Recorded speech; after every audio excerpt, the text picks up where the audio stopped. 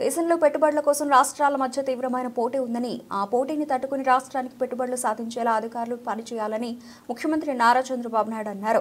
గత ప్రభుత్వ విధానాల వల్ల 5 సంవత్సరాలు పెట్టుబడులు రాలేదని, ఒప్పందాలు చేసుకున్న వాళ్లు కూడా గత ప్రభుత్వ తీరుతో వెనక్కి వెళ్లిపోయారని అన్నారు.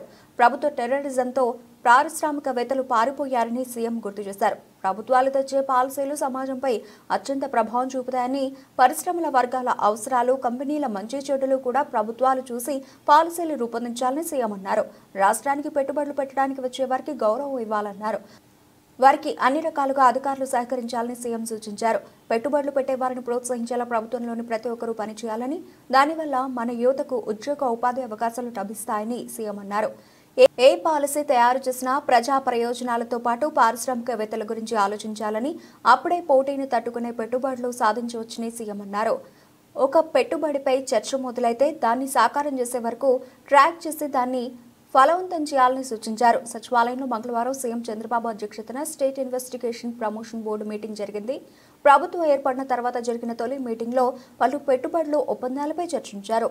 రాష్ట్రంలో గడిచిన 5 నెలల్లో వివిధ పెట్టుబడులు ప్రతిపాదనలు, ఒప్పందాలు, వాటి ప్రోగ్రెస్పై సమీక్ష జరిపారు. మొత్తం 10 సంస్థలకు సంబంధించి 85,083 కోట్ల రూపాయల పెట్టుబడులకు SIPB ఆమోదం తెలిపింది. ఈ పెట్టుబడుల ద్వారా 33,966 ఉద్యోగాలు రానున్నాయి.